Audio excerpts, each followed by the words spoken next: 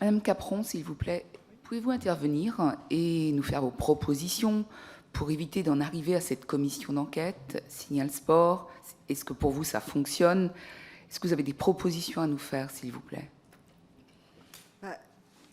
Signal Sport, je n'ai pas les informations qui me permettraient de dire que ça fonctionne. Moi, mon champ d'intervention, c'est surtout la formation. Et compte tenu des... Excusez-moi, j'ai oublié de vous rappeler de prêter serment. Oui, pardon, excusez-moi. Donc, Madame la Présidente, Madame la rapporteure, Mesdames, Messieurs les députés, je jure de dire la vérité, toute la vérité, rien que la vérité. Voilà, donc moi j'ai en effet beaucoup d'échanges avec mon collègue Patrick sur la cellule Signal Sport. J'ai moi-même invité des collègues malheureusement menacées de poser des signalements qu'elles n'ont pas signalés parce qu'elles étaient terrorisées. Mon champ d'intervention aujourd'hui, si vous le permettez, c'est plutôt dans le domaine de la formation. Qui va peut-être paraître une petite goutte d'eau compte tenu de l'ampleur des exactions qui sont signalées aujourd'hui et qui nécessiterait un gros travail pluridisciplinaire. Donc avec le mouvement sportif, la protection de l'enfance, la santé, l'éducation, le mouvement associatif. Au niveau de la formation, ce qu'on peut constater aujourd'hui, c'est qu'il n'y a pas, enfin en tout cas peut-être les actions commencent, mais c'est vraiment un début d'action de prévention au niveau des athlètes, au niveau des entraîneurs, au niveau des parents, au niveau des directions techniques nationales et au niveau des élus, et que ça devrait être quelque chose d'obligatoire. Si je me projette à l'INSEP, il pourrait tout à fait être envisagé il y a des actions de prévention qui sont menées auprès des mineurs. Par contre, au niveau des majeurs, il faut que ce soit des choses qui soient obligatoires pour créer des groupes de parole et que les athlètes puissent être beaucoup plus outillés, voire même outillés depuis l'enfance. Si on regarde les diplômes jeunesse et sport, les diplômes sport, notamment sur la formation initiale des brevets professionnels, on constate qu'il y a quand même des grosses manques au niveau des contenus de formation, notamment sur tout ce qui concerne les stades de développement de l'enfant, au niveau psychomoteur. Et on voit que là je parle aussi en tant qu'ancienne certificatrice des diplômes sport, que les contenus ne sont pas du tout acquis, voire superficiels, malgré le fait qu'il y ait des fédérations qui ont fait un gros travail dessus. Maintenant, est-ce que ça concerne l'ensemble des animateurs sportifs? Je ne sais pas. On constate aussi qu'au niveau des diplômes DE, DES, qui concernent en fin de compte des personnes qui vont intervenir sur les pôles espoirs, donc toutes les structures qui permettent d'accéder au haut niveau. La dimension des violences dans le sport peut-être est à son balbutiement, mais n'est pas abordée.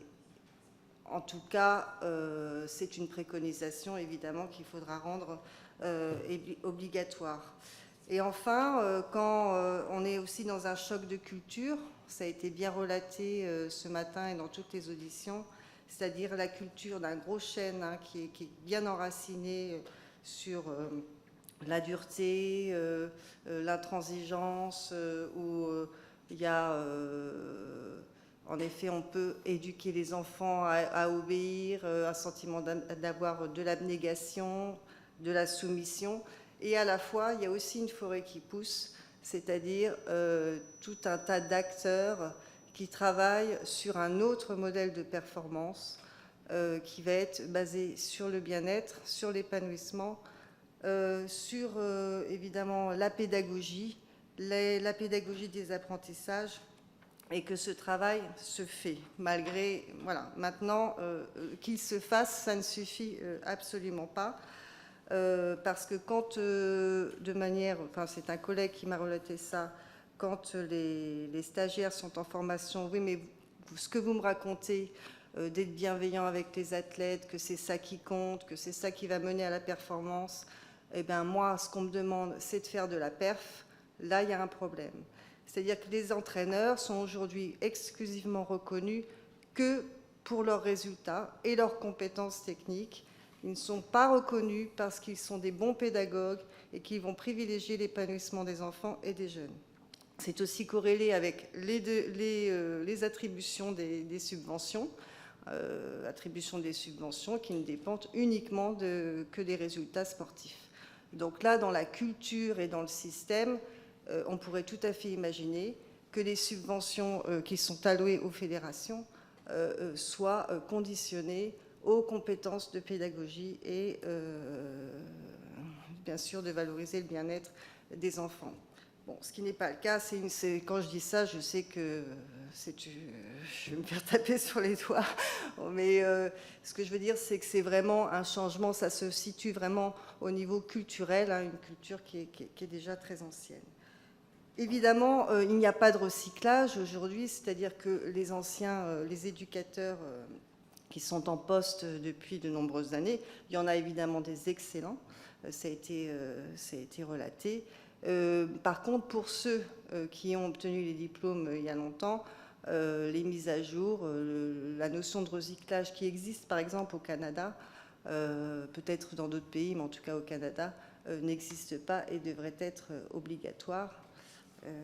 Voilà sur ce point. Et puis évidemment, aujourd'hui, l'atteinte de la performance est à risque, pour toutes les raisons qui ont été évoquées, et il faudrait qu'elle soit encadrée, c'est-à-dire qu'il y ait un encadrement rigoureux, et surtout que la notion d'épanouissement, de bien-être, de respect de l'intégrité physique et morale des jeunes, puisqu'on s'occupe de la jeunesse, soit portée par la direction technique et le président. Ça, c'est très important. On constate que pour que ça fonctionne, en fin de compte, il faut qu'il y ait toute une échelle hiérarchique qui porte cela. Si il y a que quelques individus qui sont au sein d'une fédération qui font des actions de leur propre initiative, mais que ce n'est pas porté par l'ensemble de l'organisation, ça ne marche pas. Nous, à la formation continue à l'INSEP, on a des programmes qui ont été mis en place depuis 2009, qui travaillent sur la pédagogie, l'écoute, la déconstruction des représentations, l'accession à la connaissance de son fonctionnement.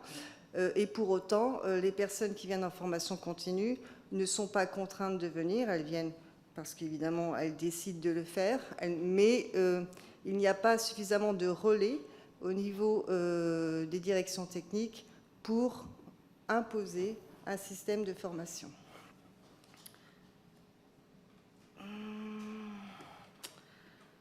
Merci. Voilà. Merci à vous. Avant d'arriver à la conclusion de cette audition, alors, je vais laisser la parole à une question de Madame la rapporteure et ensuite nous solliciterons Véronique Lesseur, s'il vous plaît. Merci. Donc, une question rapidement, c'est juste pour une précision, parce que vous avez commencé dans votre propos en disant que vous aviez incité vos collègues à prendre la parole et à dénoncer des faits. Donc, de quels collègues est-ce que vous parlez précisément? Et vous avez dit qu'elles étaient terrorisées. Par qui? Alors, je vais pas évidemment citer de nom, parce que là, les collègues ne seraient absolument pas d'accord. Terrorisés par qui? Terrorisés par le... Vous pourrez nous envoyer peut-être les noms à l'écrit si vous le souhaitez. Oui, voilà. Oui, terrorisée par le fait qu'elle avait déjà été écartée du système et qu'elle avait peur par les personnes de sa fédération. Voilà.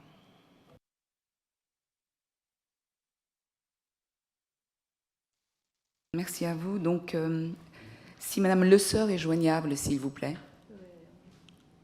Je suis là, vous m'entendez? Merci, nous vous écoutons. Ok.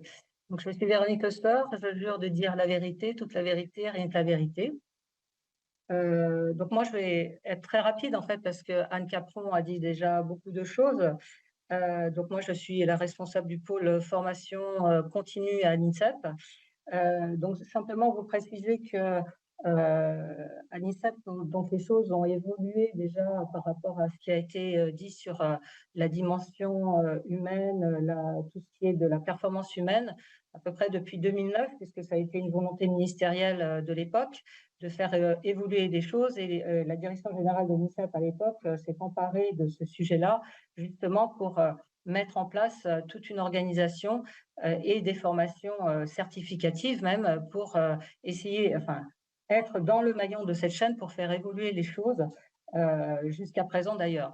J'ai la chance d'avoir avec moi comme collaborateur Patrick Roux, qui est ici présent, Anne Capron aussi présente et Léonore Pérus, et d'autres formateurs qui sont issus du sport de haut niveau et athlètes de haut niveau anciennement, donc qui ont conscience évidemment de tout ce qui peut se passer dans l'entraînement et la performance de haut niveau, et justement, par cette conscience, font évoluer aussi les choses depuis des années en termes de formation continue. Alors, les difficultés que l'on rencontre, c'est que nous ne sommes que dans un périmètre qui est celui de la performance, celui du haut niveau, et nous ne touchons pas les autres acteurs du sport, et notamment les entraîneurs qui sont en club, etc., etc. Donc, en fait, on agit que sur un tout petit périmètre, et donc on a un angle d'action qui ne porte que sur un public sur lequel on peut agir. Et comme l'a dit Anne Capron tout à l'heure, alors on a ce périmètre restreint, mais en plus,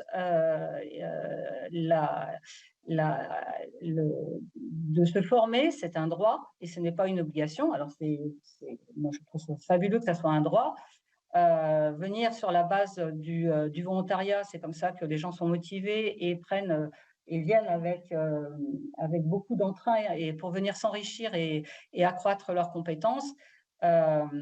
Si on met un système d'obligation, on n'est plus dans ce registre-là. Et pour autant, je dis ça, mais pour autant, un système d'obligation peut-être pourrait être aussi quelque part un moyen aussi, non pas de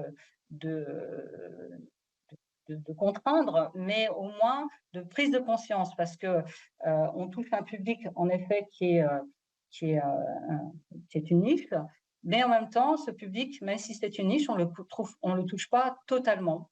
Et du coup, il faut travailler autrement et trouver heureusement qu'on a mis en place aussi tout ce qui est accompagnement coaching. Donc Anne Capron en est une illustration du travail qu'elle mène, et aussi avec d'autres collègues.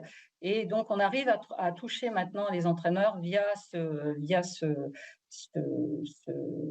cette façon de travailler. Je vois aussi que quand il y a un petit peu une obligation, et c'est ce qui a été mis en place par l'Agence nationale du sport sur Coach 2024, il y a une obligation pour les entraîneurs olympiques d'assister obligatoirement à des séminaires de formation. Du coup, ça rejaillit derrière, il y a une résonance de ces entraîneurs qui ont envie de continuer l'aventure, d'être accompagnés pour être plus performants, mais non pas en termes de métrique, mais en termes de performance humaine aussi, et d'être accompagnés. Donc, je vois qu'il y a quelquefois des effets quand il y a une espèce de contrainte quelque part. Donc ça, voilà, ce que je voulais souligner, c'est un peu ça, que nous, sur l'INSEP, on continue d'avancer. On a mis en place un groupe de travail justement sur les violences dans le sport au sein de notre pôle, d'une manière un peu transversale avec d'autres collègues, pour justement faire évoluer les formations initiales et les formations continues sur lesquelles on a prise, donc au sein de l'INSEP. Sur les autres, on a moins de prise. Alors, on a une prise quelque part après dans le landerneau, on va dire national, puisque l'école des cadres a été créée il y a 2 ans maintenant, et que lorsqu'on travaille avec la direction de l'école des cadres au ministère, on est un fer de lance très très important, puisque l'offre de formation au programme national de formation, l'offre INSEP est très très importante. Ce qu'il faudrait maintenant, c'est que cette offre que nous portons au niveau du haut niveau soit maintenant déclinée sur le plan territorial par d'autres opérateurs publics pour toucher aussi les autres entraîneurs qui ne sont pas directement sur le sport de haut niveau, justement pour qu'il y ait toutes ces strates qui soient touchées et pas seulement quand on arrive au plus haut niveau. Et on voit que malgré tout, les efforts que nous déployons, on ne touche qu'une infime partie et qu'il y a encore du travail à mener. Donc, je pense qu'il voilà, il y a encore des marges de progression sur lesquelles nous nous attelons, mais on ne peut pas être seul là-dessus. Et je renvoie aussi sur ce qui a été dit précédemment. Je pense que nous, comme je vous l'ai dit, on est un simple maillon de la chaîne, déjà d'une part au niveau de ce qu'on peut produire au niveau territorial, mais aussi au niveau du système. Et comme je vous l'ai dit, on ne touche que le haut niveau. Et comme beaucoup d'interlocuteurs l'ont dit avant moi, je pense que là, il faut qu'on soit sur une révolution systémique parce que toucher les entraîneurs, c'est une chose, mais il faut toucher aussi les élus, il faut toucher tous les staffs d'encadrement autres que les entraîneurs et il faut acculturer les parents aussi à ce qu'ils aient leur place dans le système et qu'ils ne soient pas que des acteurs à côté du système. Ils ont leur place dans le système pour accompagner les sportifs qui vont devenir, pour certains, sportifs de haut niveau, parce que pour qu'ils deviennent sportifs de haut niveau et qu'ils performent, il faut que le projet du sportif soit aussi un projet porté par les parents. Et les parents sont des acteurs principaux de ce projet-là. Donc pour moi, il doit y avoir en effet une révolution systémique. Je n'ai pas de propositions à vous faire par rapport à ça, mais ça doit toucher en effet tout cet ensemble, parce que si on ne touche que les entraîneurs, il y aura toujours à un moment donné un système qui perdurera. Alors, pas dans toutes les fédérations, évidemment. Hein, certaines ont beaucoup progressé et certaines ont mis tout ce qu'il fallait. Mais voilà, il y a encore des marges de progression à avoir. Je vous remercie, Voilà ce Madame que Le je Sœur. vais vous apporter. Merci à vous, merci. Je vais laisser juste 1 minute à Madame Wendling qui souhaite ajouter un témoignage. Et ensuite, je suis désolée si tout le monde n'a pas pu prendre le temps de raconter, de témoigner sur son parcours personnel, mais avec grand plaisir, n'hésitez pas à maintenir le lien avec nous à l'écrit ou à l'oral. Mais je suis, comme je le disais, maître du temps. Je dois boucler cette audition. Donc, Madame Wendling, pour 1 minute, s'il vous plaît. Et je laisserai aussi ensuite la parole à Monsieur Roux pour la conclusion. Merci à vous. Oui, merci beaucoup. Donc, c'était pour intervenir par rapport aux formations qui, effectivement, je pense, devraient prendre un caractère obligatoire, pas seulement en formation initiale, mais aussi tous ceux qui sont déjà en place et diplômés, parce qu'il y a un gros travail de formation et de sensibilisation des entraîneurs par rapport aussi aux méthodes qu'ils mettent en place et la nécessité de connaître les limites de la loi. Faire comprendre aussi les risques administratifs et pénals qu'ils encourent, le fait de mettre en place des méthodes qui sont inacceptables. Mais aussi, l'autre valence, c'est aussi de leur donner un guide de bonne pratique pour leur faire comprendre que peut-être ce qu'ils mettent en place simplement par reproduction simple, eh ben, ils peuvent se mettre en danger et que si tout le monde en avance aussi sur libérer la parole et puis mettre en place toutes les enquêtes administratives et judiciaires derrière, eh ben, peut-être qu'eux aussi, chacun doit prendre conscience de ces pratiques pour justement les modifier et aller vers les bons comportements. Après, effectivement, on l'a évoqué, il y a la formation et la sensibilisation des athlètes sur qu'est-ce que sont quelles sont toutes les formes de violence, parce qu'elles ne sont pas forcément au courant, et aussi qu'on leur dise ce qu'elles peuvent accepter et pas accepter, il ou elle, hein, évidemment. Et je rejoins aussi la précédente intervention sur aussi formation et sensibilisation des parents pour qu'ils aient aussi la bonne écoute et qu'ils comprennent aussi ce qui peut se passer dans le monde du sport, parce que ça, c'est fondamental.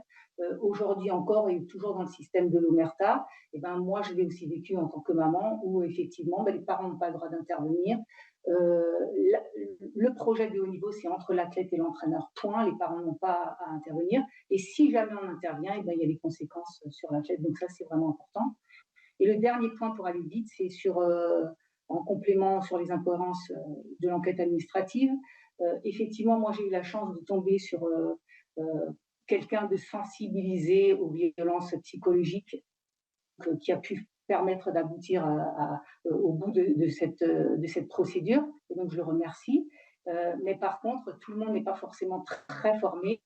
La chance aussi d'une formation sur le recueil de la parole, où tous les participants se sentent pas du tout légitimes à mener ces enquêtes administratives parce qu'il y a des décisions lourdes. Ils sont pas enquêteurs, ils sont pas du tout formés. Et ça, c'est aussi la limite. Il faudrait aussi former toutes ces personnes-là.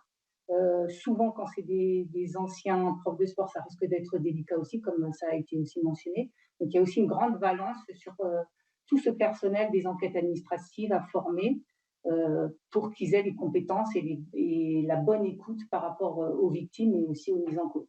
Voilà, merci. Merci à vous. Donc, comme je le disais précédemment, je laisse la parole à Monsieur Patrick Roux pour la conclusion de cette audition. Merci. Et merci à vous tous qui avez suivi depuis 8h30 ce matin cette audition. Je vous remercie, Madame la Présidente. Donc d'abord, je pense qu'il nous faudrait au moins 3 heures de plus. Ensuite, j'avais noté une proposition que je voulais proposer un peu à la manière d'un système, si vous voulez.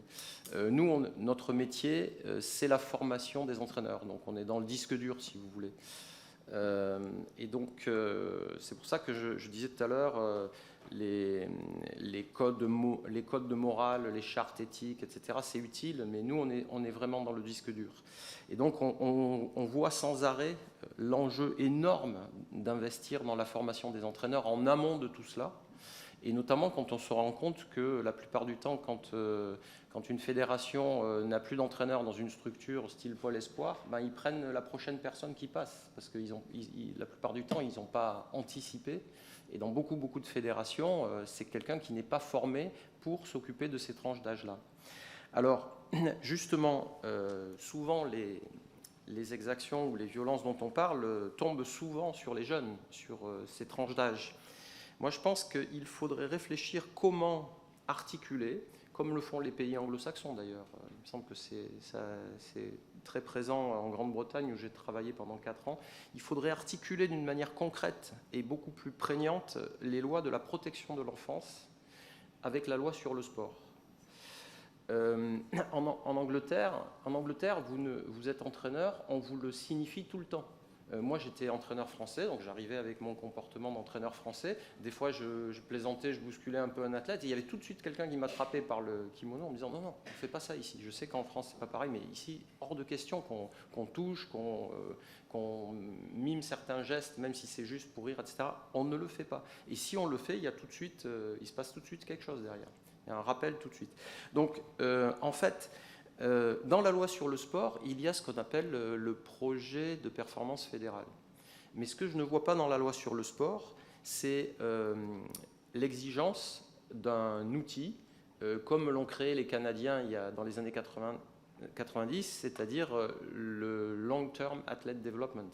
C'est un outil qui balise un parcours de formation étape par étape des jeunes athlètes, depuis le club jusqu'au très haut niveau et ensuite la suite du parcours sportif si on veut en faire encore.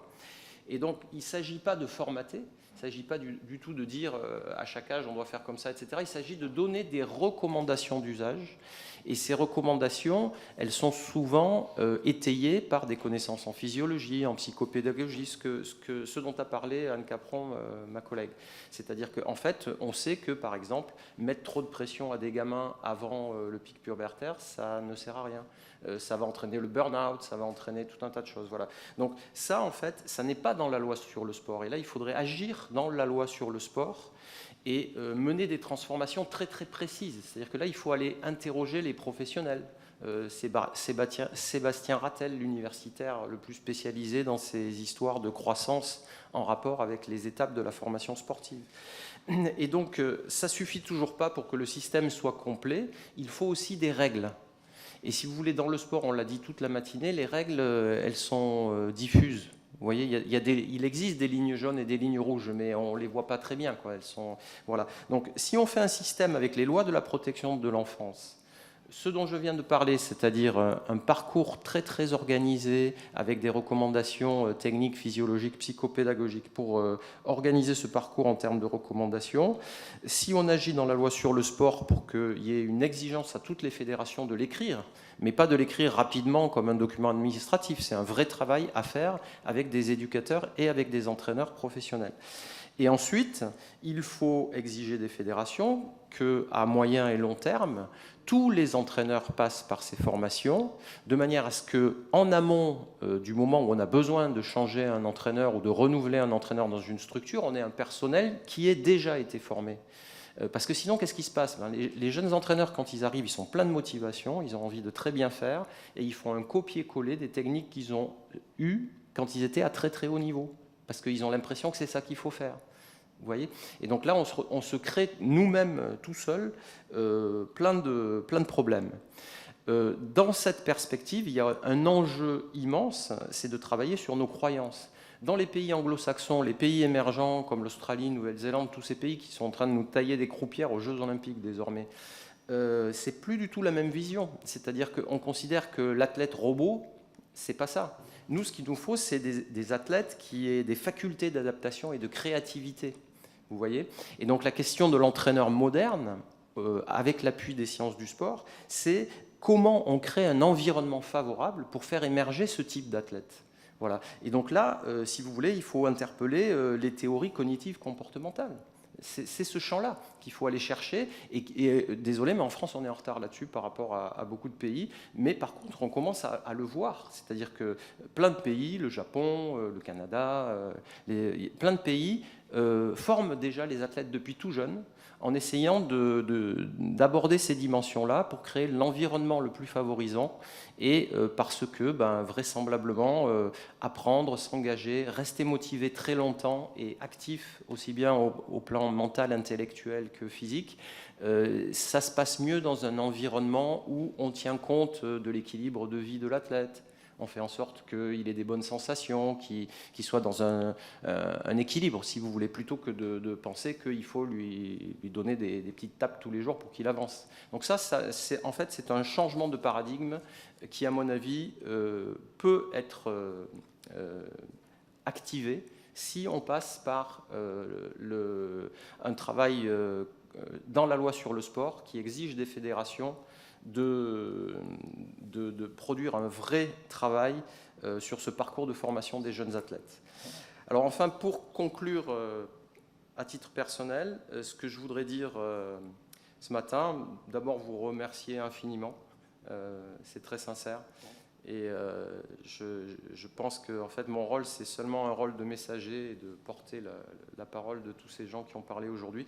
Je suis personnellement très convaincu que le sport peut véhiculer des valeurs, et notamment les valeurs républicaines et de citoyenneté.